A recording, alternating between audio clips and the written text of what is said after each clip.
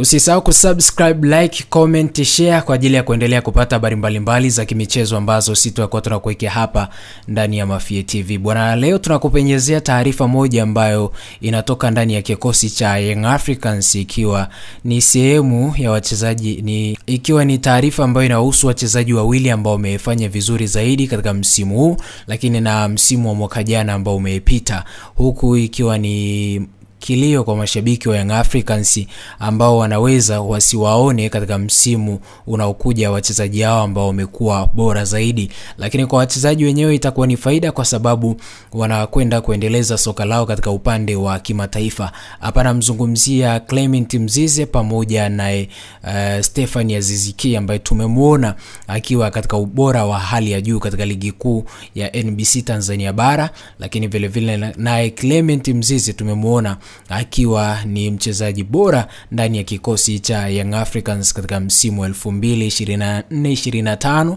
na 23-24 katika ubora ambao tuliwaona nao. Sasa taarifa iko hivi ambayo imetokea ndani ya kikosi cha Young Africans ni kwamba klabu ya Etihad imefikia makubaliano na Young Africans kuwapata Clement Mzize na Stephanie Aziz Ki kwenda kwa wababe hao wa pale Libya, ambao ni wasakata kandanda pale Libya, ambao ni wababe kutoka pale Libya. Hali Etihad wametoa ofa kubwa ambayo ni ngumu kwa Young Africans kuikataa, na Young Africans wamekubali kuchukua kitita cha pesa ambacho kimewekwa mezani. Makubaliano ya klabu yamekamilika. Kilichobaki ni Al Ittihad kufanya mazungumzo na wachezaji wote wawili kuhusu masuala ya mishahara yao na sehemu ambazo wao watakuwa wanaenda kuishi na vitu ambavyo wachezaji wanahitaji wakifika pale Libya. Hii ni taarifa ambayo imetoka ndani ya kikosi cha Young Africans kuhusiana na wachezaji hao wawili ambao wanahusishwa kuelekea pale Ittihad,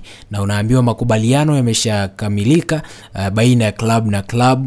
Yamebaki tu kwa upande wa wachezaji wenyewe sasa kukubali kwenda pale Libya kuendelea kusakata kabumbu pale Libya, wakiwa wameshasakata kabumbu hapa nchini Tanzania. Sasa wakiwa wanakwenda kusakata kabumbu pale nchini Libya. Endelea kusubscribe, kulike, comment, share ili uendelee kupata habari mbalimbali za kimichezo ambazo sisi tunakuwekea hapa ndani ya Mafie TV.